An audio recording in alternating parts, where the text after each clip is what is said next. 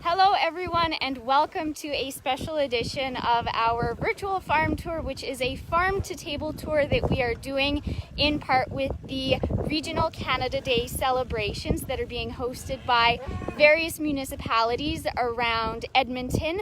So right now we are out in our pasture.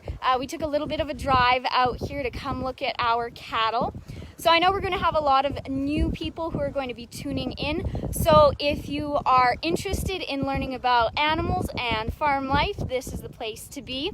My name is Charlotte Wasilic, and my family farms just east of Edmonton, north of Vermilion. And we have a mixed farm. So we have cattle, sheep, poultry, we have a livestock guardian dog, horse, and we also farm crops. So we have grain and hay. So we produce all of our food that we eat locally, and we're very proud to do that. So we're very happy to have you on our tour right now. I'd like to say a big thank you to my friend Janine, who I've had the pleasure of working with before in my past life when I was working for Northlands. So thank you, Janine, so much for asking us to be a part of this, and we really hope everyone enjoys the tour. If you have any questions about anything as we go throughout our walk today, please put them in the comments, and I will either get to them on air, or we'll comment back afterwards, or I have my mom behind the scenes who is going to be live commenting for you. So right now, because today is Canada Day, we wanted to do something a little bit special with our virtual farm tour. And what we decided on doing is celebrate breeds that have originated in Canada. So there aren't a lot of breeds that have originated in Canada because we are such a new country in terms of ages of countries all around the world, but we do have some excellent breeds that have been bred and established in Canada. And what makes Canadian breeds so special is their hardiness, because we have such extreme temperatures in the winter and very warm temperatures in the summer. We have to have animals that are able to withstand those dramatic increases, and also something that's very hardy and very adaptable. So right now I'm going to switch it around. We just came out to our pasture, so we drove out here, and we'll drive back to the rest of our yard. So we have our cattle out here who I called to come out. So we can call our cattle and they will come running, and we give them a treat to reward them for coming, because a lot of times when we're out checking animals and we want to be able to make sure that everybody is doing well, that none of them are sick, it's good to be able to have your animals come to you rather than to try and find them. So right now I have one cow right here, and this is Century. She is my one of my retired 4-H cows, so you can see just how friendly she is. And all of our cattle are very friendly, and that's one of the top things we look for in our livestock herd is friendly, calm cattle with good temperaments. So they don't get grain all the time, but just like us, when we kind of do something good, or just like when you're training a dog and you want them to give, or you want to give them a treat for doing well, we give them grain because that's their treat. So right now we're going to talk about this cow right in front of us right now, this black and white one. So she's one of the breeds that has originated in Canada. She is a Speckle Park, and she is a crossbred Speckle Park. So she's not purebred. She has a few other breeds in her, but she has that look of a Speckle Park to her, and that's one of her dominant breeds. So Speckle Parks are one of the newest breeds that have originated in Canada.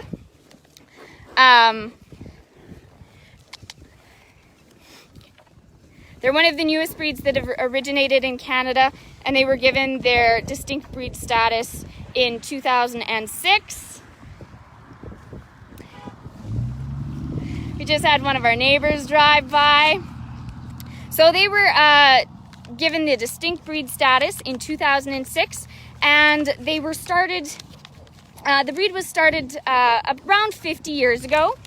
And it was mainly started in Saskatchewan, with further breed development in Spruce Grove, Alberta, and then North Battleford, Saskatchewan. And they're only the second beef breed in Canada to be granted that distinct breed status. And now Speckle Parks are a really popular breed in New Zealand, Australia, the UK, and US. And as you can see,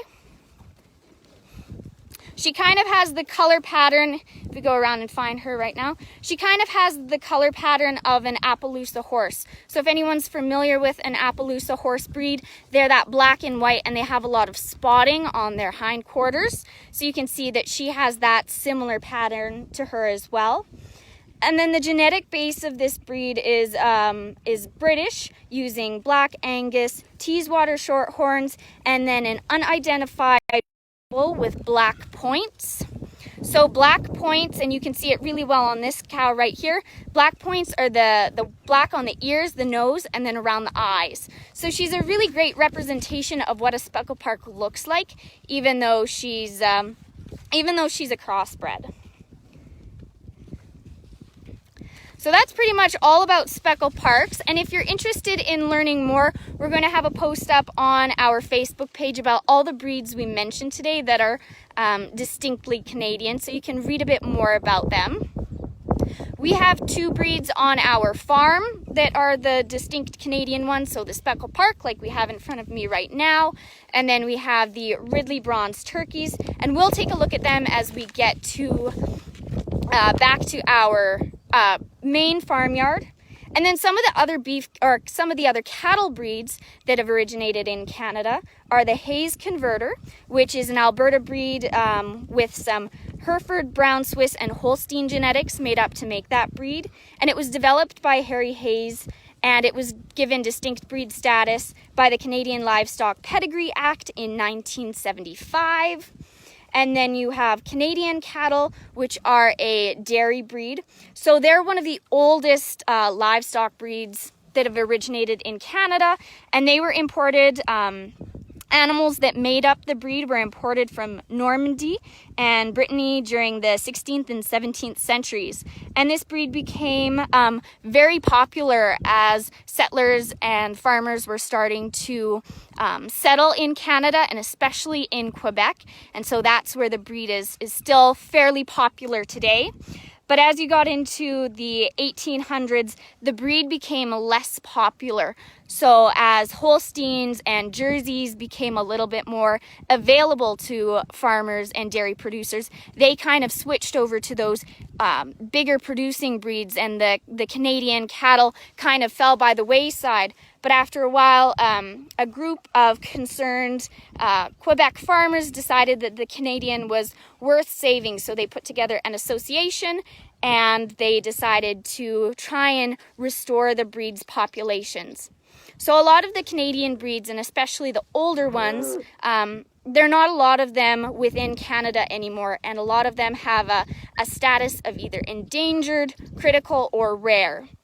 Some of the newer breeds have much higher populations, so like this Speckle Park, they're very popular right now, so their population numbers are very high. But some of those really old heritage breeds are still have critical populations, and if we can do anything to try and help keep those breeds around, that's excellent, because the more diversity you have, the better it is for all the breeds.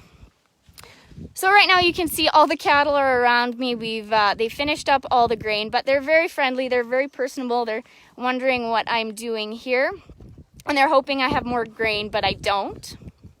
So we have a herd of 200 cows, so that's our main herd, and then they had 200 calves this spring. And we have them in different groups. So this is one of our closest groups to our farm, and we have others that go as far as a couple hours it takes to travel there to get them with the trailer, and some are a little bit closer. So we have them all around, and we break them up into different breeding groups. So these ones are more shorthorn influence. They have more shorthorn genetics in them. And then we have the Speckle Park, and we also have some that have Black Angus. So this is what our pasture looks like.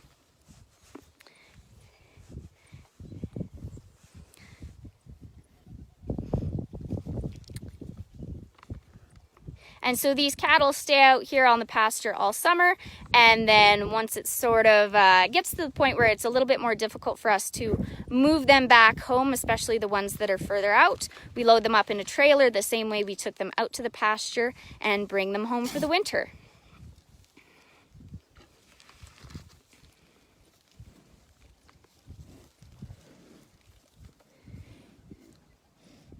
So we're gonna go take a look at Century really quick. We're gonna go grab our pail and we're gonna continue on with our tour. This cow right here is Snowbell. She's one of our oldest cows. She's 16 years old and she looks great for 16. So cattle sort of age in the same way that dogs age. So I don't know what cattle years are, but a 16-year-old cow is definitely getting up there. But she has a calf this year. All of these cows do. And then all the way at the back, we have our bull. So we have bulls placed with all of our cows. And then they will be bred and they will have calves next spring. So here's the Speckle Park calf. So this calf is out of that Speckle Park cow. This is a little heifer calf. And heifers are females, and then you have little bull calves or steers, and those are the males. And we use different colors for coding of the males and females. So the males have the blue tags, like this little fella does here. And then this Speckle Park heifer calf, she has a yellow tag. And this is Century. This is my old 4-H cow. So she's definitely the friendliest one in the group out here. So cattle really enjoy a good rub down, and especially when they're used to interacting with people, they really enjoy it. Some will like being scratched on their neck, on their back, kind of anywhere that people like to get a massage, cattle do as well. And then also in this pasture, I just noticed there are some wild strawberries. So within the floor of the pasture, there are a bunch of different grasses. So this is a native pasture. So you can find a whole bunch of different neat things in here, including little tiny wild strawberries that are smaller than my thumbnail. Now this is our bull. He is a purebred Black Angus bull, and you can see just how big his head is. It's very similar to what a bison head looks like, if you're sort of familiar with that. So this is his herd, and he stays with them throughout the summer. And all of our cows here are crossbred, or they are commercial cattle, but he is a purebred. So crossbred cattle, when you cross them with a purebred, you get what's called hybrid vigor. So you get the best of a bunch of different breeds, and together that can make a really excellent cow, calf, or steer.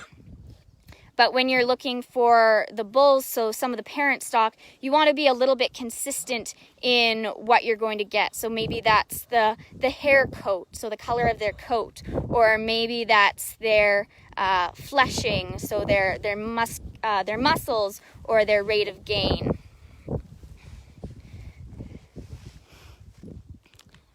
These are the calves. So you can see the two little heifer calves have the yellow tags, and those two bull calves, or the steer calves, have the blue tags. And so all male calves are born as bull calves. So those are intact males. And then what we do is, and a lot of farmers do, is we will castrate most of our males, especially the ones that are crossbred. And then they are steers. So it's the same process that you would do if you have a dog or a cat. So you would neuter them. It's just better for the overall health of the animals. And we don't want too many intact males about, because then we're going to have issues with them fighting. And we want to be very specific on what males are breeding our females.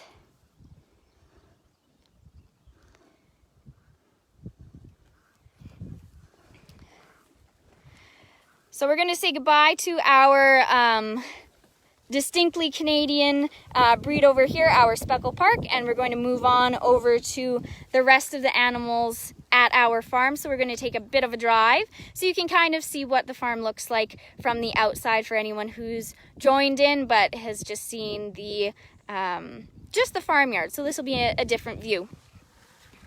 So you have my ride over here, my brother Alex and his girlfriend Bree. So they're over there in the truck. This is the fence that we used to keep the cattle in. So this fence right here is a 4-wire barbed wire fence. And some of our fences are 3. And we just find 4 works best for some fences. But whenever they're 4-wire fences, they're a little bit more tricky to duck under. So off we go from the cattle, and these cattle are right alongside the road here.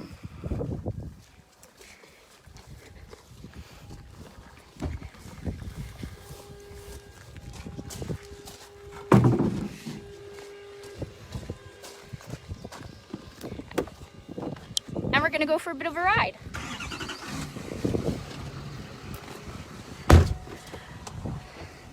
Here's my brother Alex. Chauffeur, wave. I don't know if you want to see Bree. So the truck is a little bit loud, but we're going to make the trip as short as possible. And right here we're going to be driving past one of our neighbors' fields on the right-hand side. So this is one of their cereal grains. So cereal grains are oats, wheat, barley, and that's what's found typically here. So if you're driving around the countryside, that's what you're going to see a lot of. You'll also see some canola, and we do have a really nice prairie sky out right now. It is a bit dark to the north of us. It rained pretty much throughout the night and then earlier this morning.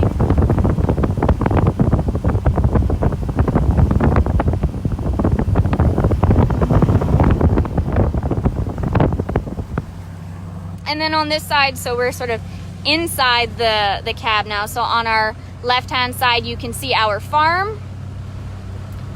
So as we get a little bit closer, you'll be able to see the bale stacks and the buildings. And then this field right over here is our corn field. So we planted corn now 2 years in a row, and we use it for silage for the cattle. And that gets harvested in.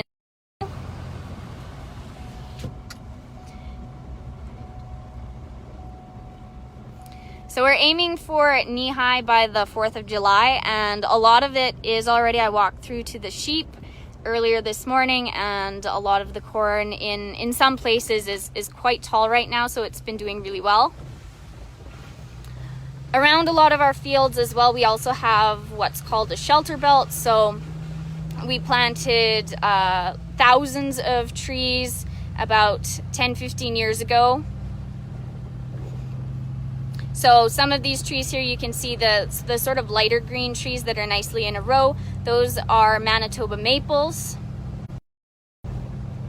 And then there's some spruce trees and some lilacs. So these trees right here, they're all part of our shelter belt.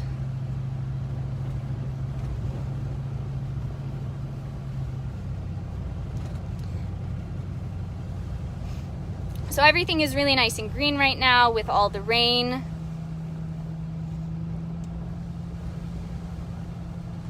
And then on this side, we have one of the other neighbors' fields, canola. So you can already start to see a little bit of a yellow haze. And that canola is from last year, so it's volunteer canola. So it was, the seeds were dropped from last year, and it sort of gets a head start on growing. So the canola from this year hasn't started to flower yet. But once it does, this whole field will be yellow. So if you're driving about and you see expanses of bright yellow fields, that's what that is. So we've now got to our the driveway into our yard. So we have some more shelter belts on the left-hand side and a little bit more canola and trees on the right. We also have our rubber boots on, or our muck boots on, since it's really muddy out. So even though it's raining or the weather might not be so excellent, we always have to come out and we have to take care of the animals because they depend on us for food and water. So even if we don't feel like going out in the weather, sometimes whether it's -40 or +40, we do that so we can take care of the animals, and we really love farming, and so it isn't work when you enjoy what you do.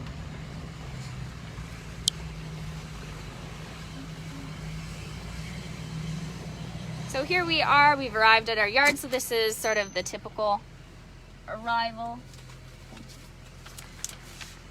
Thanks, Alex. They're off to go have lunch now.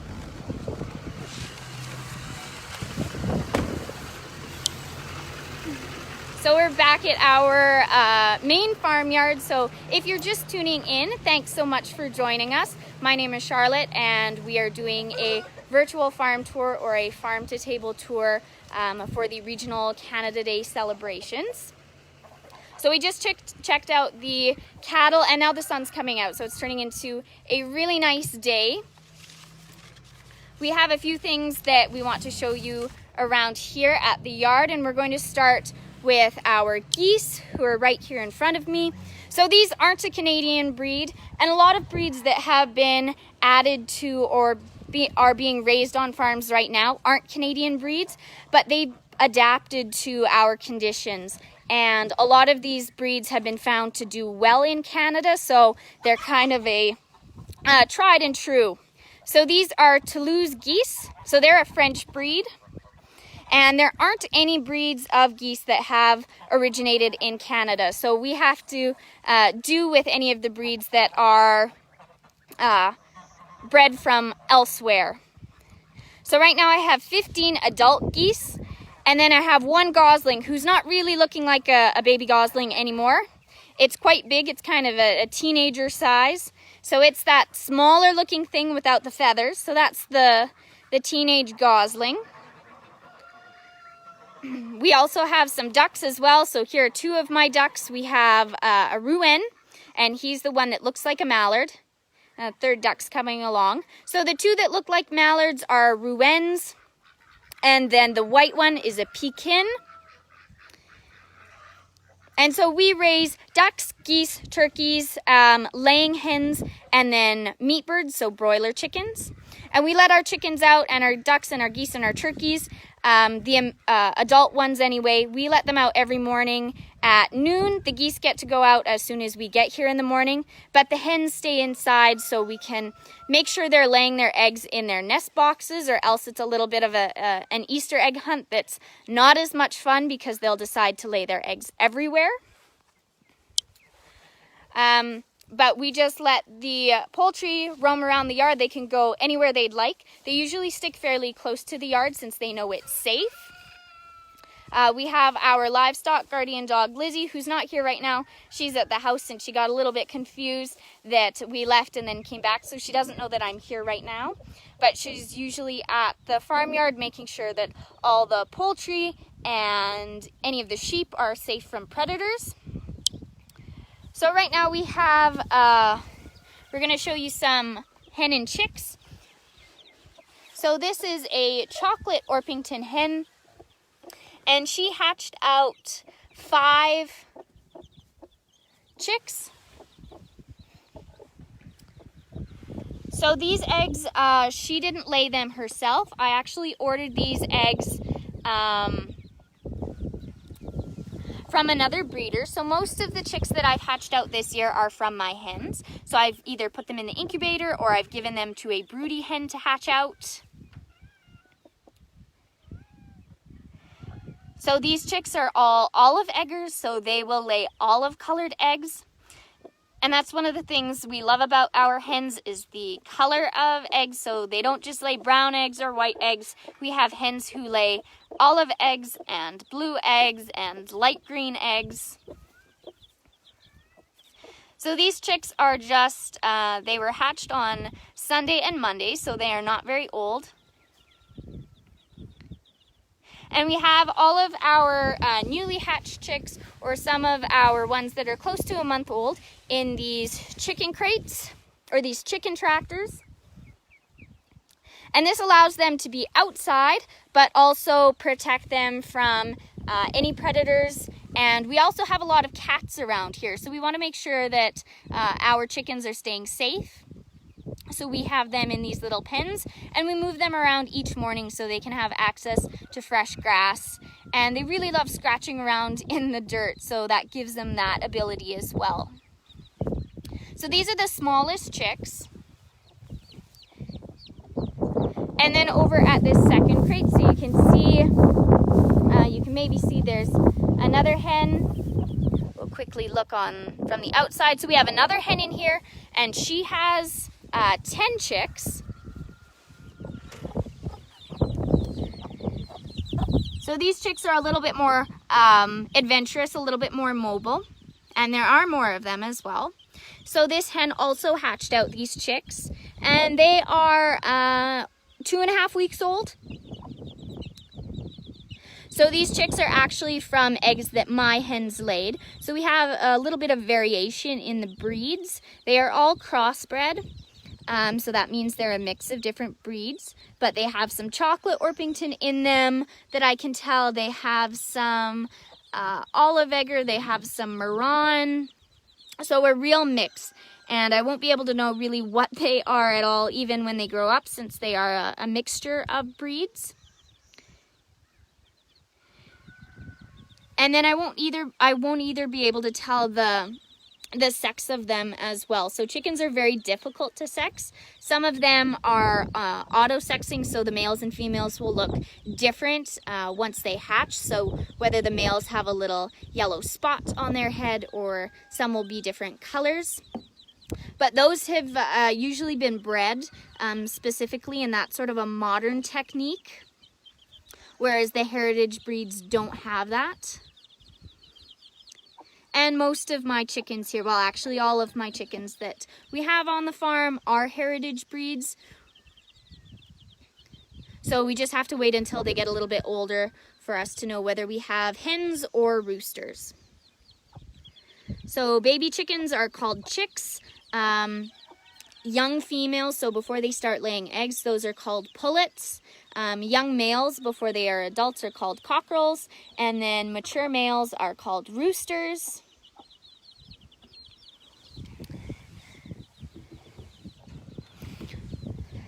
We also have some kittens here. These kittens are just over a month and a bit.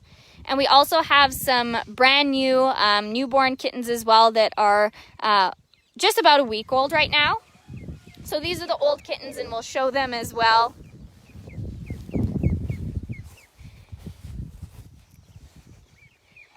And then we have one more pen in here that I'm just going to open up, and I have some extra grain for them that I'm going to give. So these are the older chicks. These are some of the oldest chicks that hatched out this year in May. And then they're 3 ages actually. And then we have some ducklings in here too.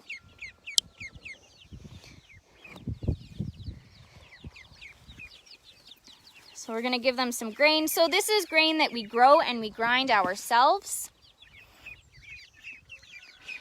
And you can see how the chickens really like to scratch in it. And we just pour it on the ground.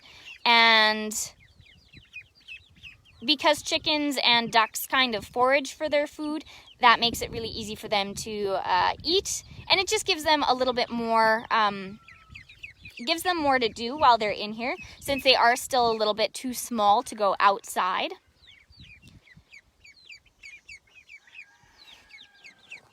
Now we have the ducks in here, so we have some ducklings, so we have 4.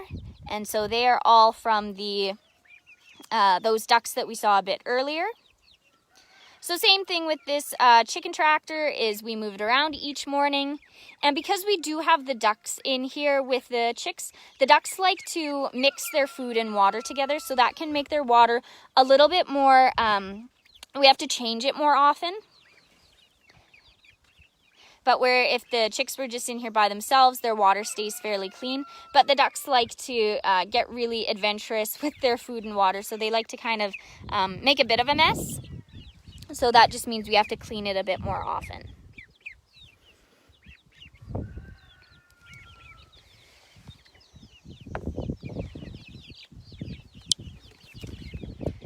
So those are the chicks. We are going to go find the kittens. It's kind of the perfect day for a nap, and the kittens spend a lot of time doing that. So we're going to go find the older ones, and then we're going to take a look at the very new ones. So I don't know how many people get the chance to see brand new kittens, but they still don't have their eyes open yet. So they're very tiny. So here we have some of them. Kitty, kitty, kitty, kitty, kitty. This one is Murphy. We have 5 kittens right now, these older ones. And they live outside here with the chickens, kind of in the main part of the feed shed.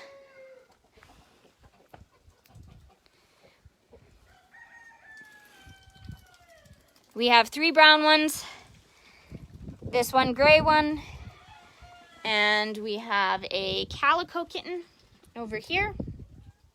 So calico cats are generally females. If you see a calico cat, most likely it is a female, and we find that if we have any orange cats, that those are typically males. This is their mother, so she doesn't have a name. And just one of the kittens has a name, but it's sort of sounding like it's nursing time. She's pretty much weaned them off milk, but they still nurse occasionally. Or they just kind of have more fun around here than anything.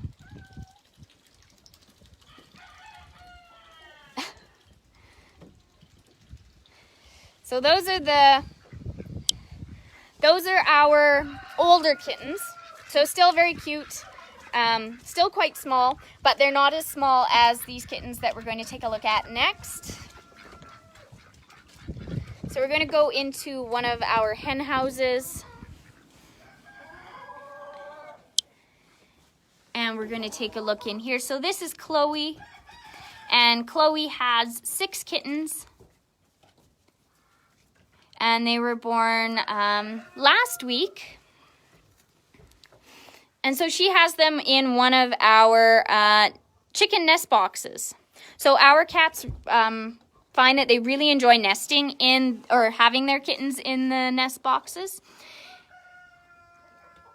They're inside a building, so they are out of the weather. They also have very easy access here.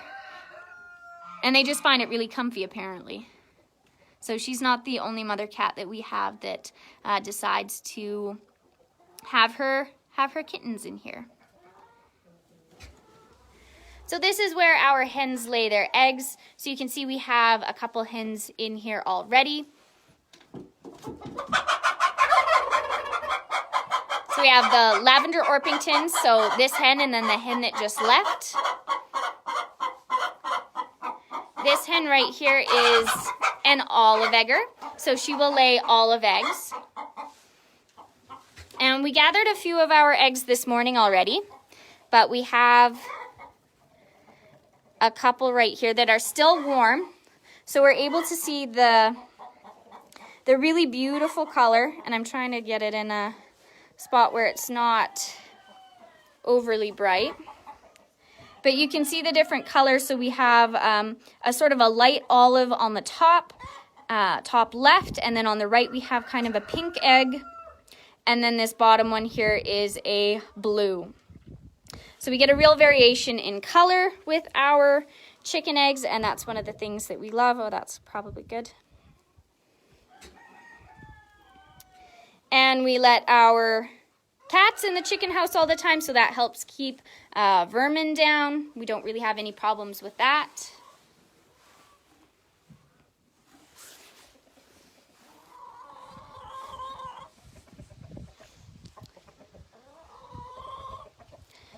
So we have the hens outside, we have the geese outside, and the turkeys, who I just have to find the turkey, and then we'll talk a little bit about him.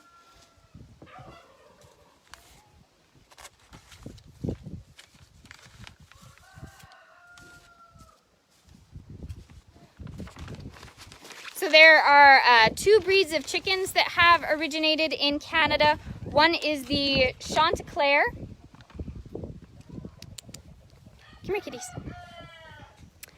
One is the Chanticleer, and we don't have any Chanticleers, but this breed was developed in the early 20th century and is a dual-purpose breed and was developed in Quebec, as many of the distinct Canadian breeds are. And you can either get Chanticleers in a white color pattern or in partridge, so it's kind of a brown and gold color. They're really lovely. So the hens that we have aren't Chanticleers, but we have some chocolate Orpingtons, some lavender Orpingtons. We have some Marrons, Wyandottes, Easter Eggers, and Olive Eggers. So you can see a bunch of them right here, right now.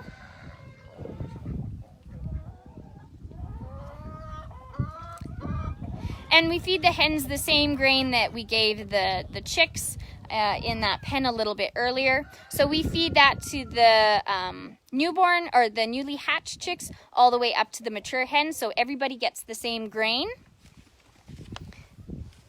And we just recently ground up 2 big bags. So this is what the grain looks like.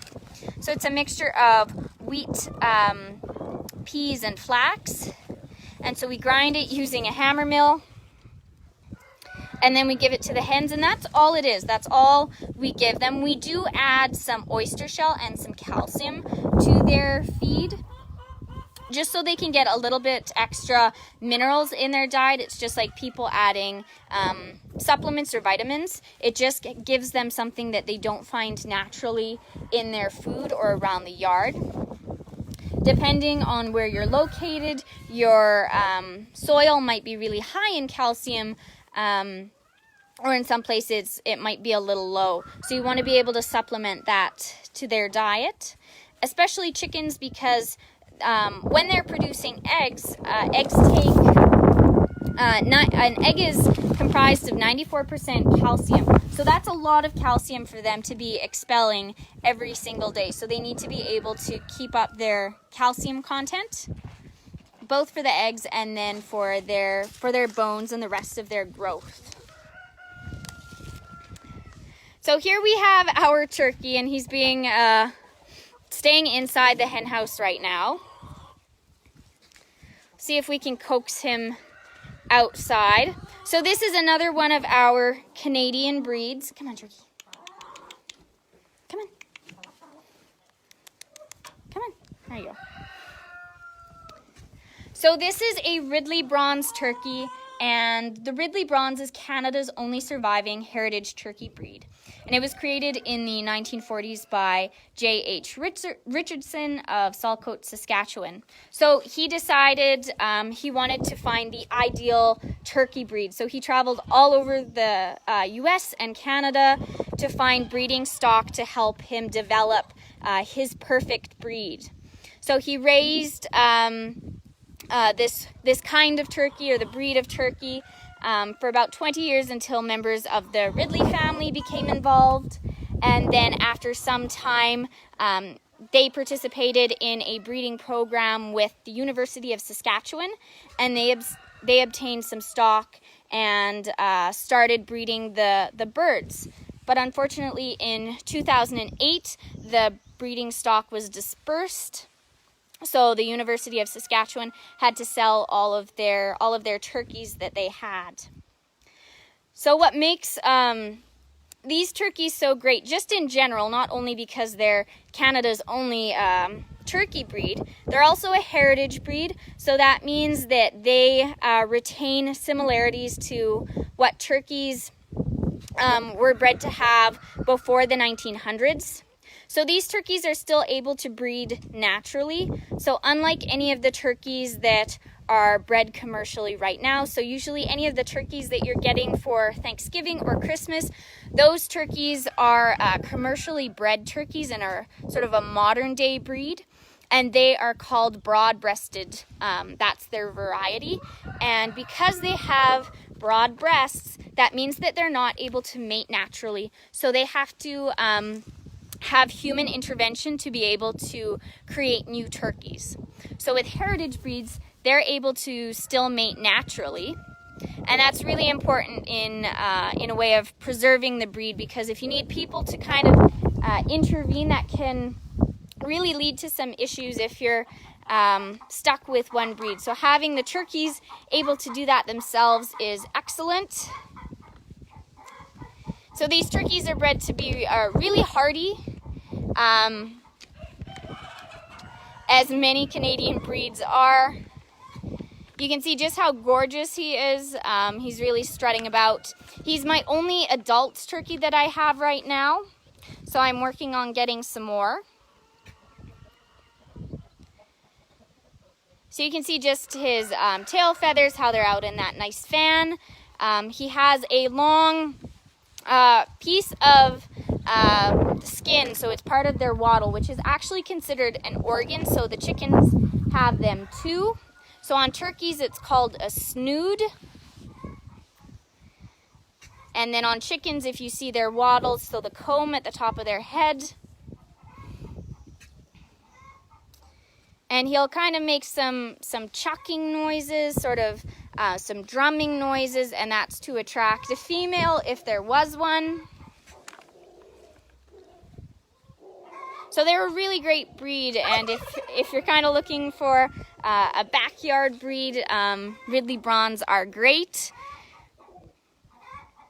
There are some conservation methods in place right now for this breed to try and keep it around and protect it and preserve it. So hopefully we can add a few more to our flock.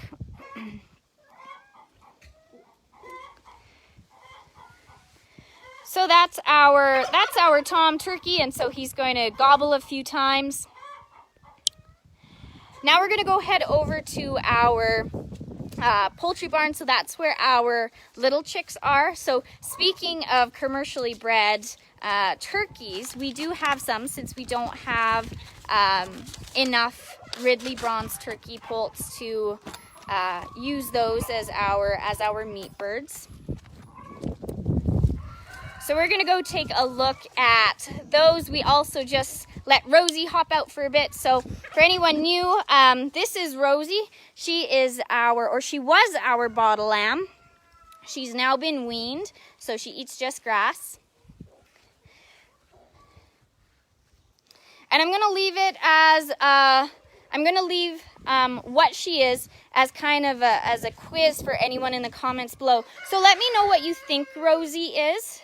And then once we get a few guesses, I will tell you what she actually is, unless someone can guess. So here is what she looks like. She's incredibly friendly, so it's a little bit tricky to get a good shot of her. So she was born this year. I'll give you a few hints. She was born this year. She was a bottle baby. I hope I didn't give it away with what she was at the beginning, because maybe I did and I didn't catch it. But guess away to see if you can figure out what Rosie is. More points if you can get the breed, or breeds, because she is a cross between two. So Rosie's going to follow along with us, and she's going to wait outside our poultry barn while we go in. So you can see just how wet it is and mucky, but it really is fantastic weather for the ducks and geese, and they really take advantage of this, all these mud puddles, and they love it. So it might not be great for some of the other animals, but the geese and ducks really enjoy it. So we're going to head into our poultry barn. Rosie's just going to follow behind me. There she is. Come on, Rosie. So if you're interested in learning more about our animals or our farm, you can visit our website, and that'll have more details about our breeds and what we do. We also have links to our other virtual farm tours that we've been doing. We started virtual farm tours in March. So we have videos of all the cows and calves of when they were quite small. We even have one video showing a cow. We helped her, we had to pull a calf, so we showed that. So check out our website and we'll have links to all of that. We're gonna hop inside our poultry barn, and Rosie can't come in here just because she gets excited and gets underfoot. But she'll stick around. Turn the lights on. So inside here, oh, we also have coloring pages too. So we have some really fun coloring pages that your kids can, or you can, print out and color. So we got a wonderful artist from the UK to do up some coloring pages for us from photographs of our own animals. So we have a goose, a chicken, a Simmental steer, and what else have we got in there? We have one more, and a sheep. We have one of our lambs. So if you want to do some coloring today, please do. We have those on our website as well. And send in your final artwork. We'd love to see it. So right here we have our turkeys. So I mentioned before the commercially bred turkey breeds. So this is what we have here actually, because it can be really difficult to get access to the heritage breeds, which we would rather have, but for now we will use these white Nicholas turkeys. And also in here we have some of our broiler chicks. So these are our meat birds, and these are also our meat turkeys. But then we have a few chicks in here that are colorful.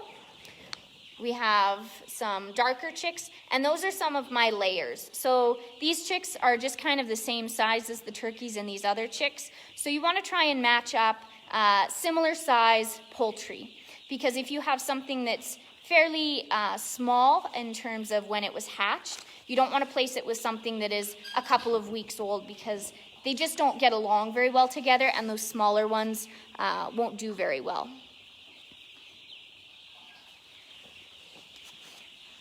So we have the turkeys in here. So we have heat lamps set up. Poultry need heat when they're growing. And if they were to have a mother, like we saw in some of those other chicken tractors where you'll have the mother hen, she will just kind of sit down on the ground and the chicks will go under her, and that will work the same for ducks and geese and turkeys. So they'll all do that same thing where the babies will go hide under the mother, and her body warmth and her body temperature and her extra feathers will help keep the chicks warm. But if you don't have a female, or if you have lots of babies like this, you need something else to replace that. So you have heat lamps, and they just have a red bulb, and we have them set up. They have their feed, so that same feed that we saw earlier that we ground up, they have a waterer. So we come in here throughout the day. Especially with these guys, we like to check on them a bit more. But we'll feed them once a day, top it up if they need it, and then just replace their water. Turkeys and chicks keep their water nice and clean, so we don't have to clean it out more than once a day.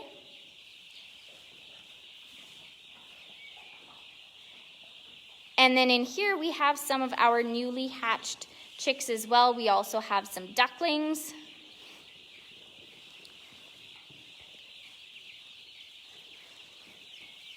So we have kind of a mixed bag in here. We have ducklings. We have two Ridley bronze turkey poults, so one is right there. We have our purebred chicks that we have hatched out. So they hatched out over the weekend. So these are the ones that hatched out over the weekend are the smaller ones. So they're the ones with either yellow and black or just all black, and some of the more stripy colored ones. The big yellow ones are the meat birds, so we have them in here just to give extra space in some of the other pens. We also have the ducklings. So there's a little bit of everything in here.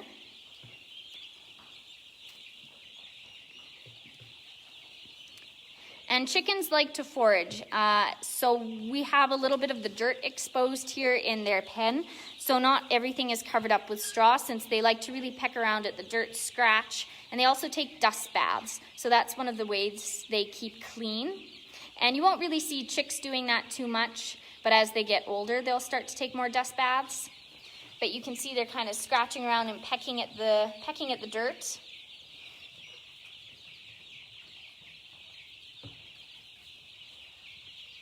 Some of the chicks I've hatched out this year have either been through an incubator, which is a man-made way of hatching out chicks, or using a broody hen, so just putting the eggs under the hen, and she does everything for you, which is the natural way of hatching out a chick works.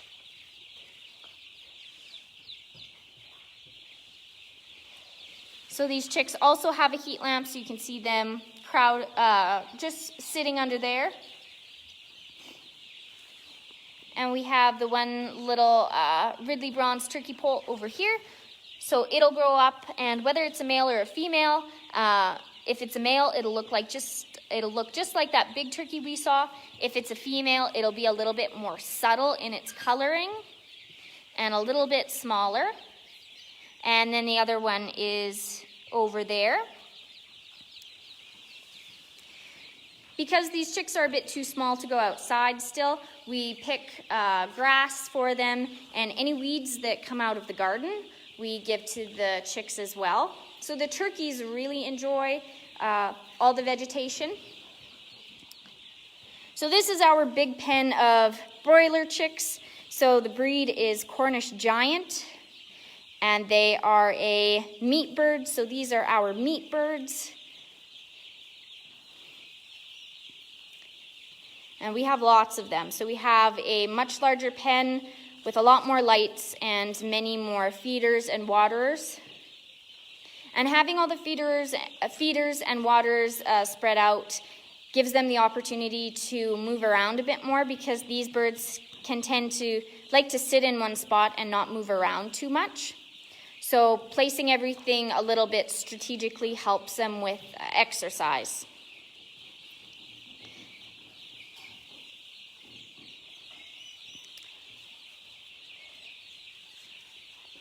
So we have some extra weeds in here from the garden. So we'll give these to the turkeys. So they all come running.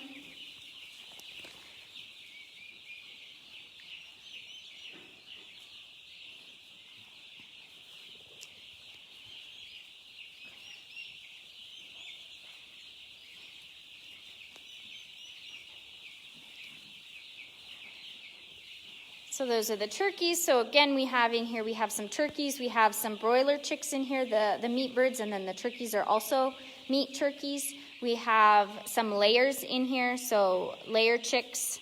We have 3 of them.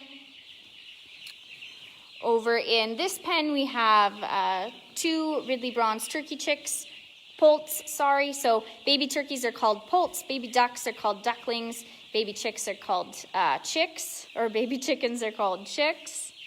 So we have ducklings, chicks, and turkey poults in here. And we have 2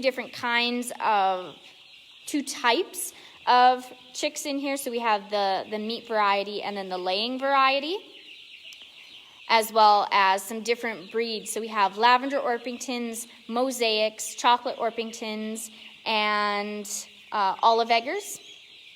And those are all purebred, so those I ordered from some breeders. So they're not hatched out from any of my hens. So I wanted to get some new and different varieties and bloodlines in my flock. And then in here we have the broiler chicks, so the meat birds. So that's everything for this barn. We're going to go back out and take a look at Rosie, and I'll tell you what she is. We turn the lights off in here. We do have the lights on just for the video, since it makes it a little bit easier to see. And then this building was our calving barn earlier this spring. So we moved out all the calving pens. The maternity pen is in there, but all the little pens that we had for the cattle are out. And it's been converted into poultry for the summer. So here we have Rosie. And Rosie is come here, Rosie. If you're a very curious sheep, she is a Mouflon American Black Belly cross, and she is a haired sheep. So she looks a little bit different from your typical woolly sheep or sheep that you've maybe seen in books. So hair sheep are one of the two varieties of sheep that you can get. So you can either get hair sheep or you can get wool sheep. And both hair sheep and wool sheep have both fibers, so they have both hair and wool fibers. But hair sheep will just have more hair fibers, and wool sheep will have more wool fibers. Come on, Rosie. So to give you a good comparison, we're going to go take a look at our wool sheep. So they're going to be the last stop on the tour. And there are 3 breeds of sheep that have originated in Canada. 2 are registered breeds, and they were both developed at Agriculture Canada's Research Centre in Ottawa. So they are the Canadian Arcot and the Rideau Arcot. So they're both fairly similar, but a few different differences. And we don't have any Arcot sheep, but we do have Suffolk sheep. And so Suffolk sheep are one of the breeds that were used to create the Arcots. So we're going to go look at them. The other breed is the Newfoundland sheep. So they've been a breed, quote unquote, that has been around since the 1600s. So it came over and it's been around for almost 500 years. But it isn't a distinct breed, and it isn't classified as its own breed, since the animals that are called Newfoundland sheep can be quite inconsistent. So there has been work done on trying to make the breed its own distinct kind, as well as try and keep it around, so increase the population. Now it's a little bit windy out here, but we're going to get to the end of the tour. And we're going to go take a look at our sheep. And we have Rosie coming along with us. But it is a bit breezy. Woo! Swap it around. So here we have one of our sheep pens. And in this sheep pen, we also have my mare. We have a quarter horse mare. And there are actually quite a few breeds of horses that have been developed in Canada. So you have the Canadian horse, the Ojibwe pony, the Newfoundland pony, and the Sable Island horse. But she is an American quarter horse. So it was developed in the US, as her name suggests. And there are, she is a sorrel color, and there are 17 color coats that are recognized by the American Quarter Horse Association. So she's registered and she's a purebred. And then over here, this big sheep over here with the black face, this is our Suffolk sheep. This is our Suffolk ram.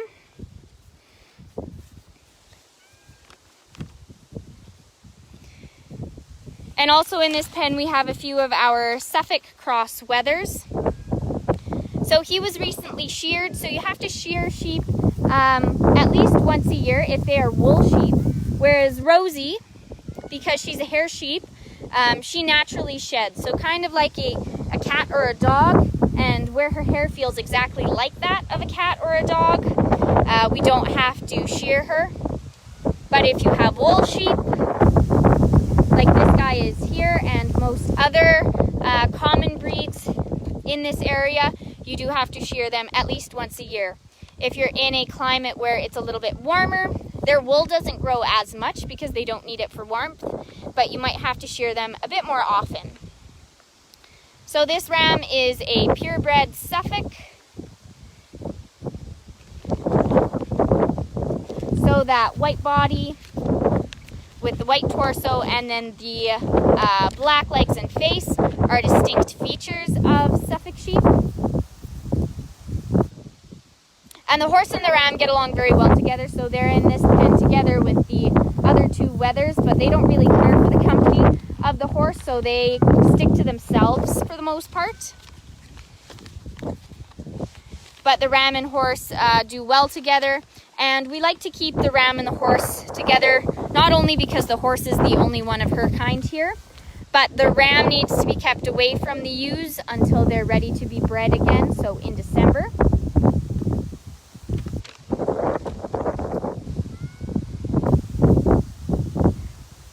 So as we're going through, we have one last stop, and that's at our ewes and our lambs. So we're going to see the lambs that the ram is the father to. We're going to go walk over there. If you have any last questions about our farm or about the animals or just farming in general, we'd love to hear them. And we'll always answer them back, whether it's through the video or in the comments below. So please let us know.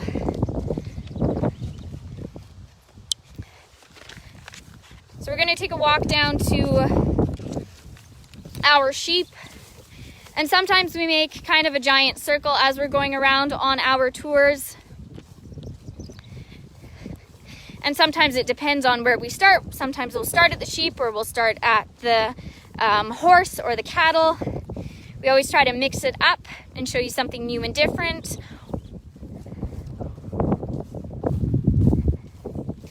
We've also kind of changed our tours for the summer, so we're going to keep doing them, but we've moved to every other Sunday. So we just had one this past Sunday, so we'll do one not next Sunday, but the Sunday after. So if you're interested in tuning in for that, you can catch us right here on our Facebook page. And we also have some exciting news coming up.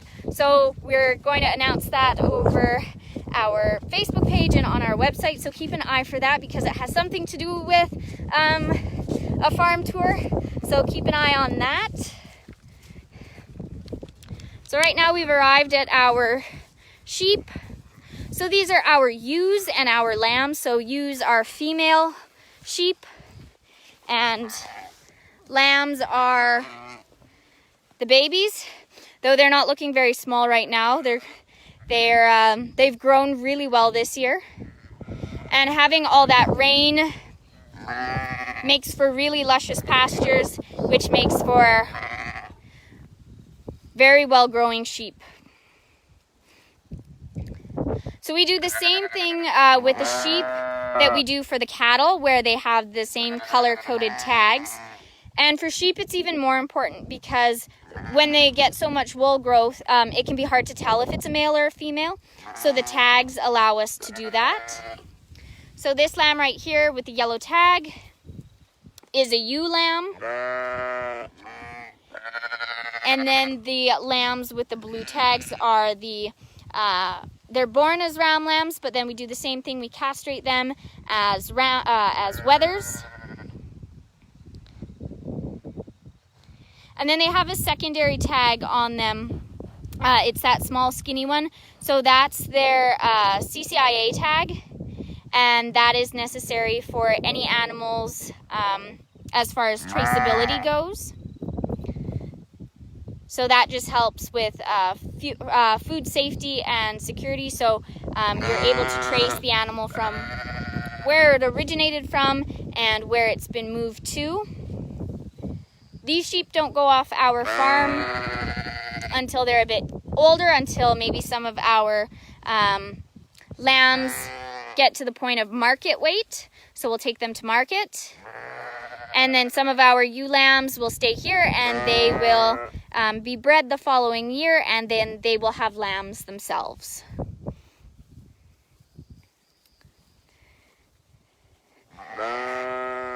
This is our water for our sheep. So sheep don't drink a lot, and we don't have a very large flock of sheep, so they don't take a lot of water. With the cattle, we have water tanks, or they have dugouts that they can go drink at, and those watering bowls are filled from the wells that we have dug, so it's nice fresh water. This water is either from that well or from rainwater we collect.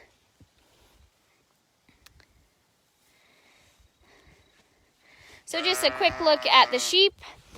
You can also see that some of the sheep have short tails and some of the sheep have long tails. So we dock our sheep's tails, and that's a very common thing for farmers to do, especially in North America. It just keeps everything a little bit more sanitary, especially during the winter time or when the ewes are lambing. So it doesn't hurt them at all. It's just a very slow process.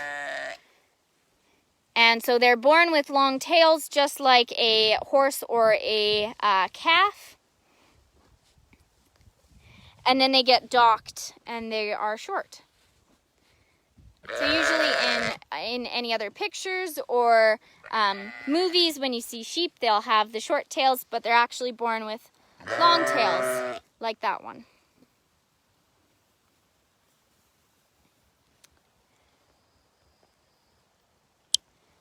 So that's everything for today's tour. I hope you all enjoyed, and it was great to get some new viewers. We enjoyed being part of this Canada Day celebration, and there are more activities and entertainment going on throughout the day until 8 o'clock, so be sure to tune in for that. Thanks again for the organizers of this event. It was a really great opportunity, and we had lots of fun preparing for it and showing you all of the Canadian breeds that have been developed here, so that was kind of a special thing, and we're glad that we had 2 breeds to show you. Join us for our next tour, which is, I don't know what the day is, but not next Sunday, but the Sunday after that, we'll do another virtual farm tour. And keep an eye on our social media for an exciting announcement regarding farm tours, maybe not virtual. So keep an eye for that. Everyone have a wonderful Canada Day. Thanks for tuning in, and happy Wednesday. Bye.